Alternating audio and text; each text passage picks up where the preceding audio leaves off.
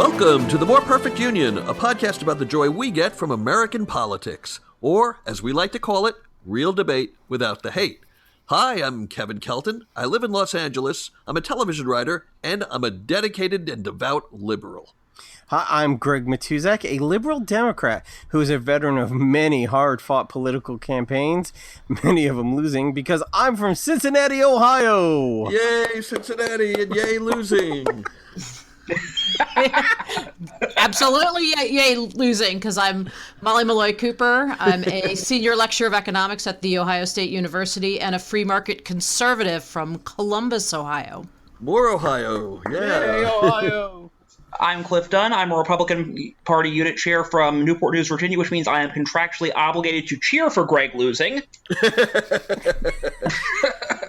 And I'm DJ McGuire, an economics instructor, a cost estimator, and a conservative Democrat. Yes, there are some, or at least one, from Suffolk, Virginia. So you're the conservative Democrat from Suffolk, Virginia. The More Perfect Union podcast can be found on iTunes, YouTube, Facebook, and at our website, moreperfectunionpodcast.com, where you can also find host bios and commentary. So this week, we first want to send a shout out to one of our favorite living former presidents, James Carter, who at 92 is still building homes, and even after a brief health problem this week, showed up at church this morning to teach Sunday school. How impressive is that? I'll tell you what, of all the former presidents, I have nothing but respect for this man. And I know his presidency was marred with economic disasters and fuel shortages and the captives and all sorts of disasters, but still, in my eyes, a great, great man, even just for the things he's done after his presidency. I agree wholeheartedly. Jimmy Carter is one of the best ex-presidents we have ever had. Yeah. Without a doubt, he is. He is an example. He should write a pamphlet as they're leaving. They should say, "Here's what you should do after you become after your presidency. And by the way, don't mess it up. Do what Jimmy Carter does." No, seriously, like tireless devotion to Habitat for Humanity. I mean, that's just, And I have to say, the 88 years that Jimmy Carter has spent outside of the White House are so decent that I wish it had just been.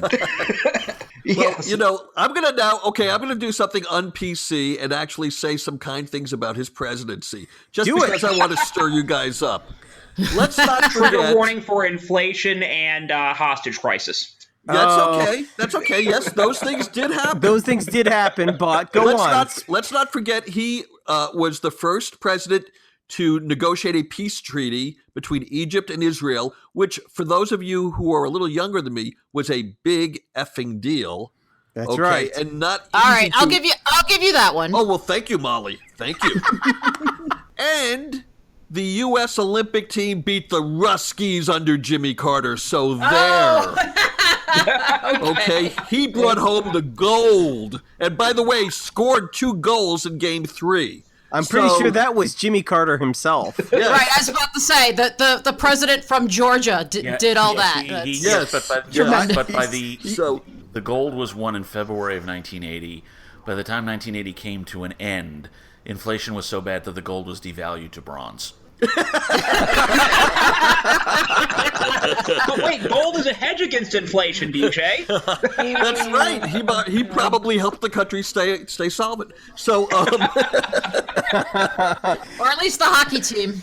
Jimmy, Mr. Carter, President Carter, if you're listening, we hope you get better, and I really hope he does listen to us. So. We do, and I'm going to go off on a little tangent here. I'm going to call an audible on the field and just say something else that occurred to me actually this week before I heard that Jimmy Carter was in the news. Everybody talks about the divisiveness of politics today, and we all obviously realize how bad it is. There were a couple of times in all of our lifetimes when it wasn't so bad, and one of them was the Carter administration. Now, there's always been partisan politics, but it really was not as bad during the Carter years. It really wasn't as bad during the George H.W. Bush years. And, of course, the Ford years were not that bad. So that's something I think to be said. I mean, it's not necessarily because of them, but that's something to acknowledge. Well, then the Reagan and Clinton years weren't that bad either. Basically, I would say everything from the end of active involvement in Vietnam until 9/11 was pretty decent. Well, I'm gonna respectfully say I think Democrats were harder on Reagan than we needed to be, and I think conservatives were harder on President Clinton than they needed to be. So, with that said, let's move on to what's really important in the world, which is Don Jr. and the Russian meeting, because of course that's the most important thing that's happened in the last 6 months, right? Possibly. Well, it happened over 13 months ago, but it's... And let's do the time warp again. Well, I mean, I think, us finding out about it, if you watch CNN or MSNBC, is the most important thing to the exclusion of everything else. So... Okay, so Molly, I'm going to give you a chance to speak because you and I spoke a little bit before the podcast, and you're obviously, first of all, you're a Republican. You also see a much broader worldview than many people, and you really feel that this is a waste of everybody's time. So what do you think that there's any significance in the meeting? I think there is significance in that it may lead to some real trouble based on paperwork he filled out. That he may have perjured himself. But in terms of... Well, you're talking about Jared Kushner, right? Did John Jr. fill out paperwork as well for... He didn't because he doesn't have a security clearance? Okay. No, he never got a security clearance. Okay, no. So I guess just for Jared Kushner. So to that extent, it may be significant. But no, I don't think that this is some kind of KGB operative. I mean, for goodness sake, they signed in publicly in Trump Tower. There were now 8 people in the room. This wasn't clandestine. They left some documents under a park bench at 3 a.m. in the morning. So this is more, as the Wall Street Journal called, kind of a Keystone Cops type operation with this goofy pop star promoter. I mean, the whole thing is just, rank amateurism more than anything else. I don't see this as some kind of significant collusion. So what does it say about the president and his whole administration? For months on the campaign trail and even during his presidency, he has actually said no one that I know of and no one in my administration has had any interactions with the Russians. And now we have been finding out bit by torturous bit that yes, there have been meetings. Yes, and only because we've been pulling teeth and pulling strings by strings, and now we're finding hundreds of meetings with the Russians, Russian ambassadors, Russian diplomats, Russian concert promoters. I agree, and also here's the thing that's driving me nuts, and I think is driving a lot of Democrats nuts, and I've seen is driving the news media nuts. It's that the people who are somewhat defending or kind of washing away this meeting or defending the Trump administration keep saying, well, nothing came of it. Everyone is taking the word of the guy who was the suspect in the crime. Why would anyone take the word of Don Jr.? He's already been less than transparent about this to begin with. He did not tell what the meeting was truly about. And by the way, this bit about, well, they really came to talk about the Maginski Act. Yeah. Thank you. Well, what everybody says is they came to talk about adoptions, Russian adoptions. That is a falsehood. They came to talk about reversing the Maginski Act because Russia put a halt on U.S. adoptions in return for the sanctions that are in the Maginski Act.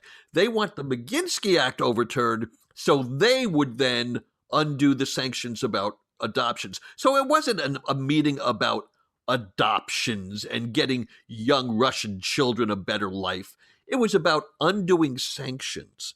So we have direct evidence now that the campaign manager of the Trump administration met with Russian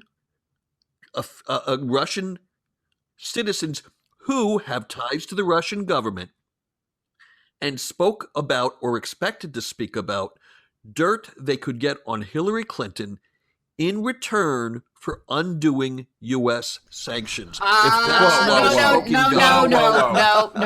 No. Wait. Don't say no. That's exactly correct. Okay, That's exactly correct. They didn't. Okay. They expected to talk about stuff regarding campaign dirt. They did not expect the random, sanctions / adoption thing to come up. How do you know that, Cliff? Hold on. I'm gonna put you to the fire. How do you know that? Okay, fine. I don't know that, but it does not appear from anything anybody has said, whether it's the Russians or the Trump people, that there was an explicit quid pro quo put out there to begin with. It exactly is a quid pro quo. Okay, go ahead. Who else wants to comment on it? Okay, so, I mean, potentially, but as of right now, no, because, again, according that they thought they were getting dirt, and what happened when they showed up is, she wanted to lobby for the McGinsky Act, or for the, striking down of those sanctions, and offer the loosening up of the adoption as quid pro quo, and the meeting was ended. And since there were 8 people there, we will find out eventually what did happen. And the important thing, and I think Kevin touched upon this earlier, is we have to remember, whenever we hear what anyone who was in this room says about what transpired, these were people who, one, did not tell us that the meeting took place, then did not tell us everyone who was actually at the meeting, and still haven't told us everyone who was at the meeting. These are people who, the information that we've gotten about this has essentially been drawn almost like blood from a stone. So the assumption that we should take at face value anything anyone who is in this meeting says about what transpired is ludicrous. Is there evidence that they were lying? No. Can you assume they're lying because their lips are moving? Yeah, probably. So listen, it's fair. Look, there are different viewpoints on this. I take, a hardline, left of center view that there was some ulterior motives. I understand that Cliff and Molly see it a little bit more innocently, and that's okay. But you got to admit that there is at least a perception of questionable activity. Oh, there. I agree. And I actually think I have an idea for next year that come January, everybody should write into the Hugo Awards for the Hugo Dramatic Long-Form Presentation, Donald Trump in Acting Guilty.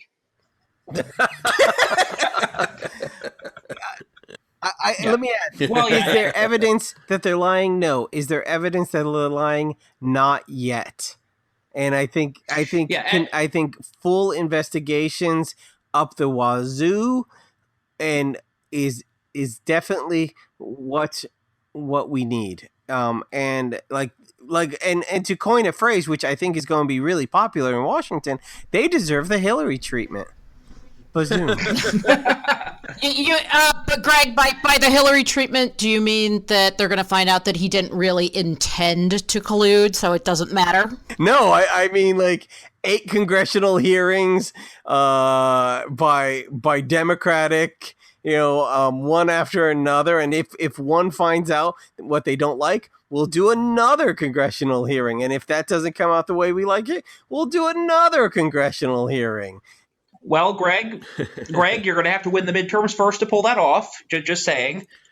Yeah. But I will also go ahead and say that if actual evidence of collusion beyond wanting to do an arcane policy swap, basically reversing a series of retaliatory measures, if something beyond that comes out, come on, guys, I've been on the show long enough. I will bite the bullet and acknowledge it. Yes. Cliff, you just gave us a good segue. You're talking about the midterms, and, there's a couple of other things that were in the news this week. Trump had a fairly successful visit to Paris, France, to meet with Macron. But also, his poll numbers are far down, even among his base. Some new polls came out just this weekend. Even the Rasmussen poll, which historically skews heavily Republican, has him at only 42 or 44%, which they had him at 55% in February. So there clearly seems to be some slippage in his personal popularity. Now, obviously, we're far away from 2018, but do you guys see any chance of the Democrats taking one or both chambers? I mean, I definitely see them picking up seats. I don't know to what extent.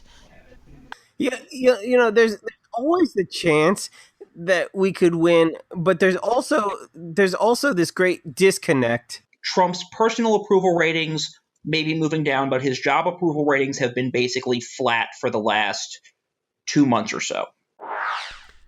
And that concludes part 1 of this week's More Perfect Union podcast. Please tune in tomorrow for part 2. For DJ McGuire, Cliff Dunn, Molly Malloy Cooper, and Greg Matusak, this is Kevin Kelton saying thanks for listening, and join us again tomorrow.